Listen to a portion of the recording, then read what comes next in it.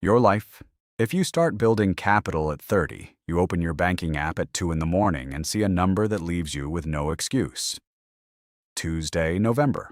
Your apartment needs one proper radiator to stop the metal rattling all night. There's a crack in the laminate on the countertop that you were planning to fix a year ago. You're sitting in the dark with your laptop because you can't sleep, not because of the radiator, because of the spreadsheet. You opened that spreadsheet 6 months ago in a fit of anxiety, spent the weekend over it, and then closed it because what it showed you was too inconvenient. You decided then to come back to it later. Now you open it again. Your income is $68,400 a year. Sounds normal until you start adding it up. $5,700 a month before taxes turns into $3,940 after. Rent, $1,550. Car payment, $387, insurance, $210, student loan minimum, $280, food, $340. Subscriptions you completely forgot about, $94, balance, $1,079. But your card statement says the everything else column is consistently at $1,340. You're 261 rubles in the red every month, at least 2 years in a row, and your savings account is at 214 rubles. You close your laptop, you sit in the dark, and something inside quietly shifts. Not like in a movie. Not with music and catharsis, but like the creaking of a door in a house that's been locked away for too long. Now you need to hear something no one usually tells people who start at 30. You're not too late. You're not doomed. But you won't get a clean start either. Your 20s are already behind you. The years that financial book authors use in their examples when you invest $5,000 at 22 and retire rich, those years are over. And the math on this is real, and it's worth mourning for exactly one night. One night, because here's another truth. You're not 22. You're not investing part-time with zero understanding of how money works. You have professional skills. You're capable of earning more than you did 5 years ago, and you're old enough to stop lying to yourself about what the numbers say. If you're 32 and you invest $600 every month at an average annual return of 9% in a diversified index fund, by age 62, you'll have $1.1 million. That's not optimism. This isn't sales copy. It's the arithmetic that's quietly working in the background of every decision you make from this moment on. But to save $600 a month, you first need to do something most people completely overlook. This is where the real work begins, and it doesn't look spectacular from any angle. You save up your first money bit by bit, and each time it feels like it's gone before you even notice it. You sell the jacket you bought at 28 to look successful, $85 in the app. You cancel 3 subscriptions, $94 back. You take food from home for 6 weeks, about $180 in savings. You take 2 extra Saturday shifts at a job slightly below your skill level and don't tell anyone about it because you feel a specific, quiet shame that's hard to explain, but which is familiar to anyone who's ever taken a step back only to leap forward. That's another 320. One morning, you open the account and see 1,043. You sit with it for a few seconds. No celebration, no announcement. Who will you even tell? And who will understand why this number is so important? But you feel something small and hard inside that wasn't there before. Proof that you can change the direction of something. You close the app, you make coffee, you drive to work.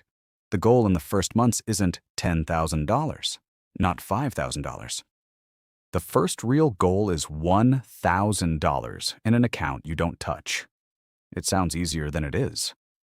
Because $1,000 in your 30s is simultaneously a car repair, a medical bill, a plane ticket home due to a situation no one planned for.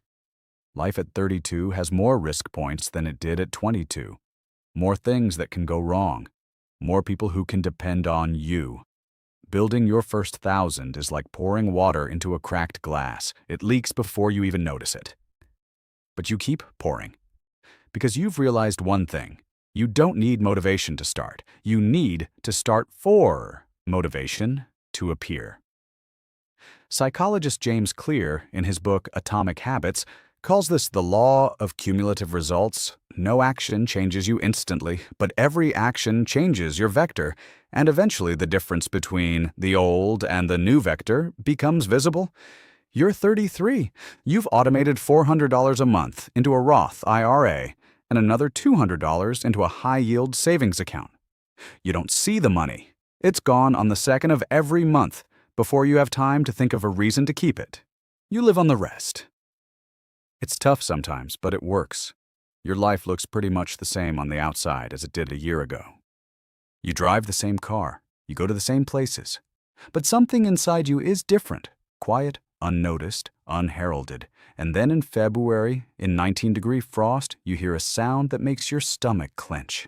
It's Wednesday morning. Your car makes a low grinding noise somewhere under the floor. You know that sound. You pull into a gas station and call the mechanic, and he says exactly what you already knew he would say. The repair bill is $2,300. You sit in the cold passenger seat of your car as the tow truck tows it, counting in your head. There's enough in your savings account. That means you can pay without a credit card, without interest, without going back. 3 years ago, that bill would have destroyed you.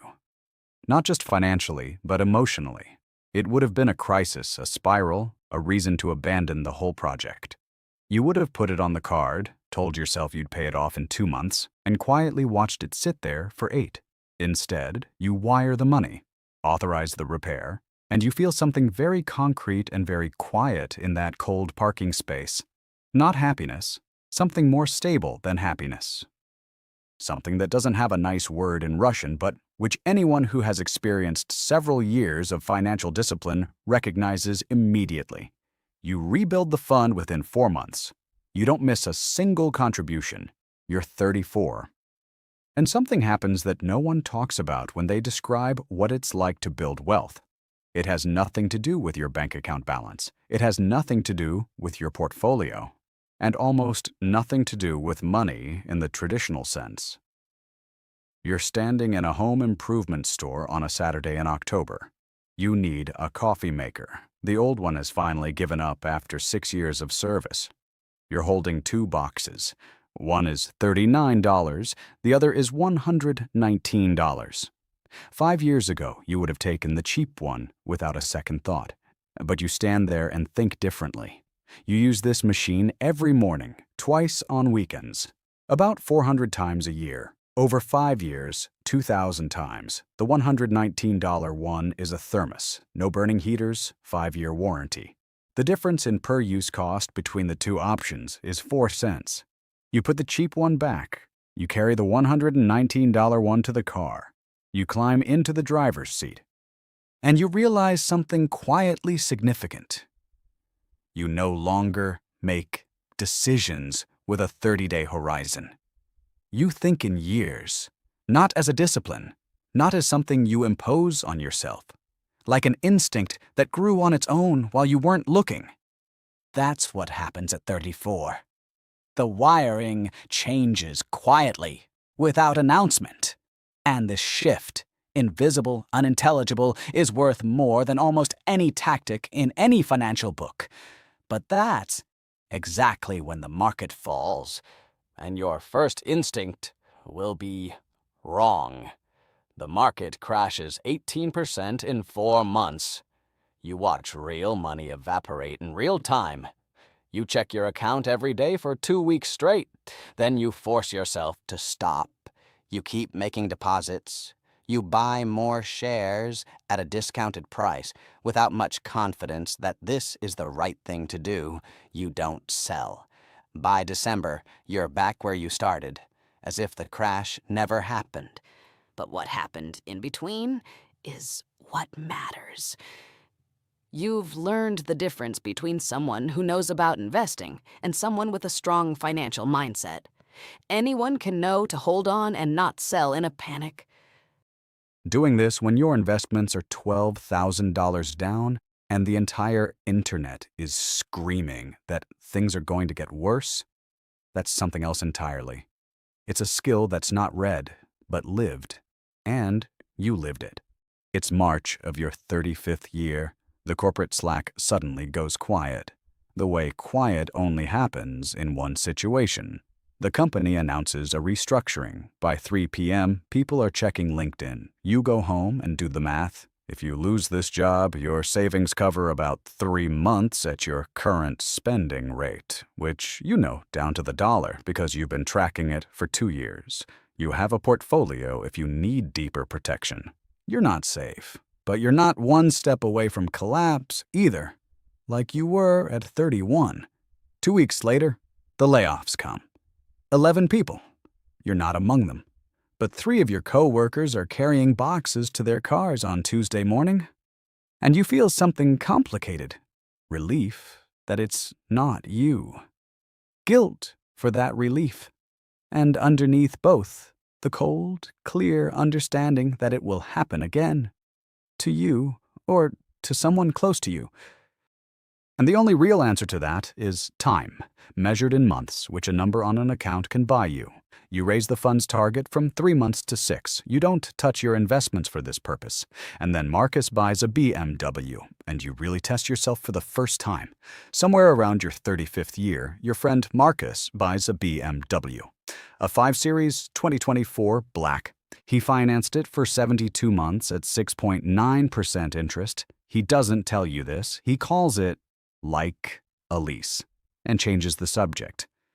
But you've done enough math in life to know what that car really costs him every month.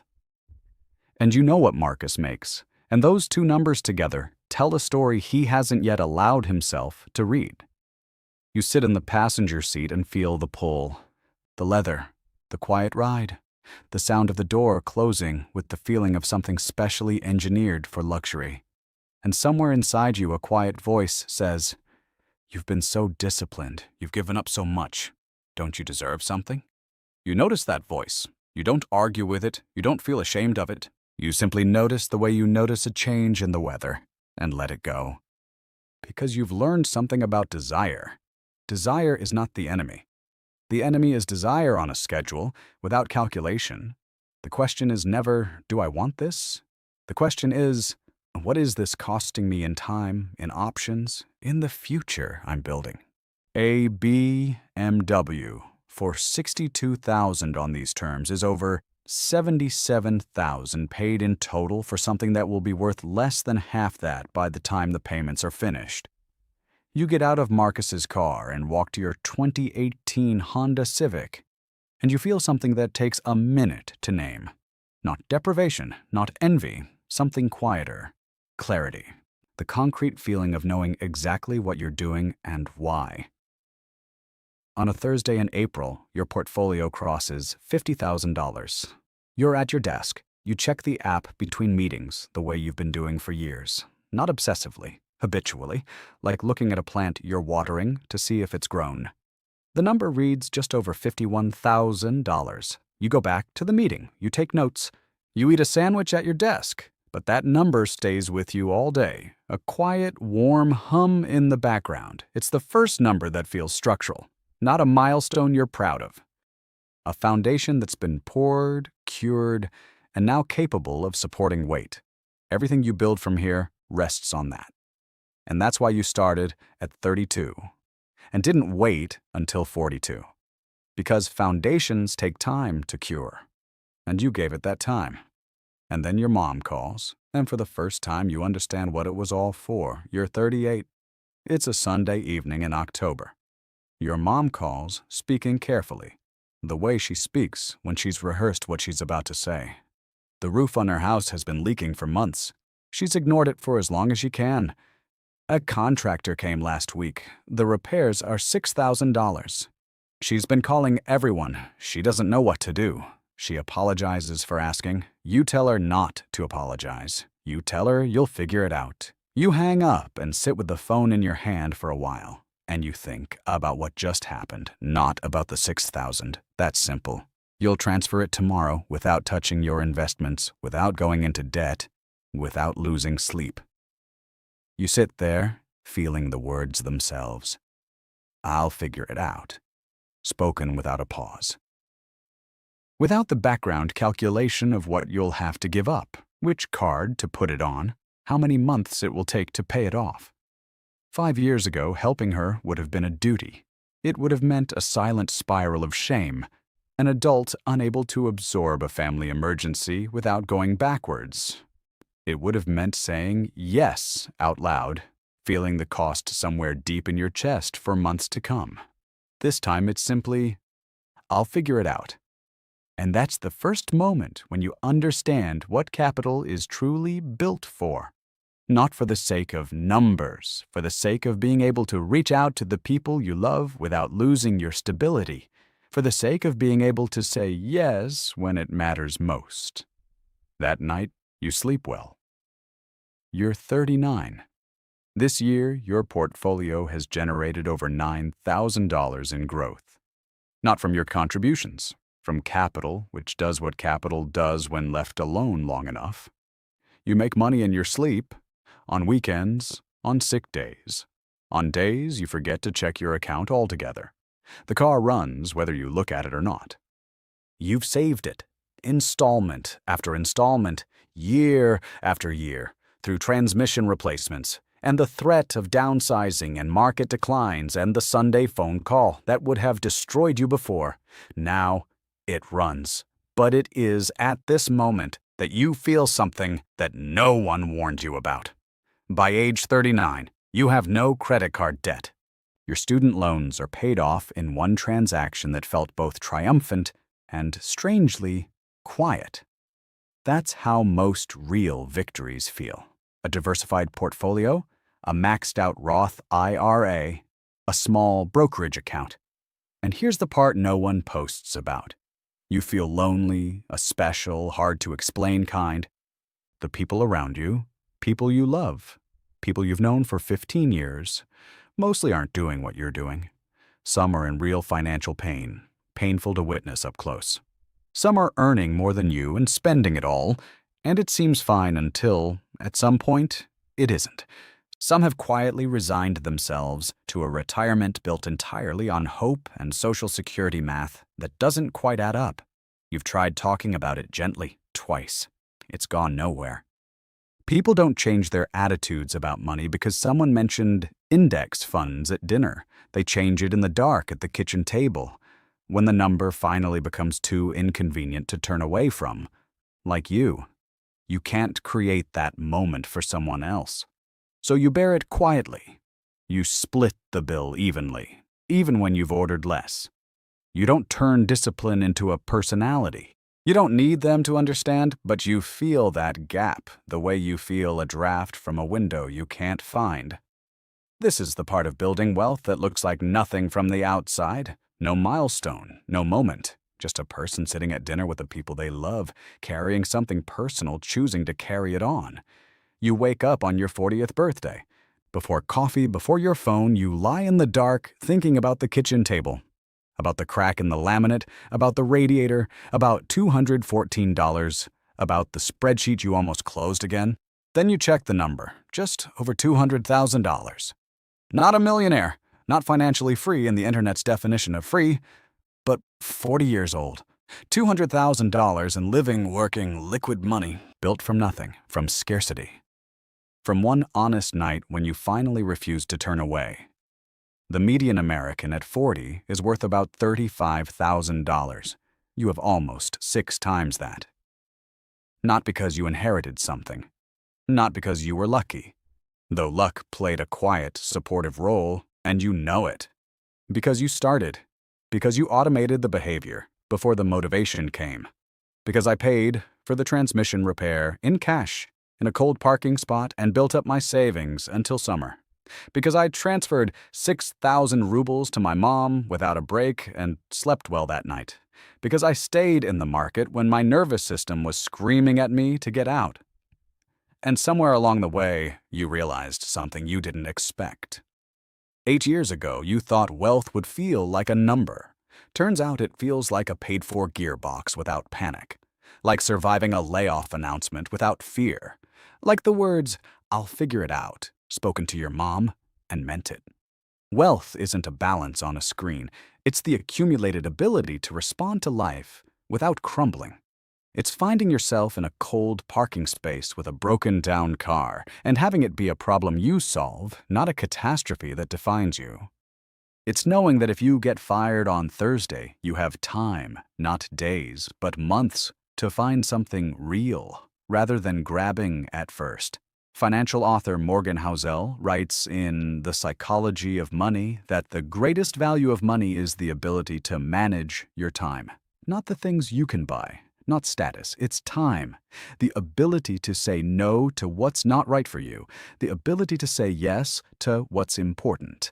And most importantly, you woke up one morning and realized that the future no longer happens to you. It's something you started building. Most people wait for the perfect moment. Wait until they're out of debt, until they get a promotion, until they feel ready. The moment doesn't come. It's created by one automatic transfer on a Tuesday morning, which you start making before you've convinced yourself you can afford it.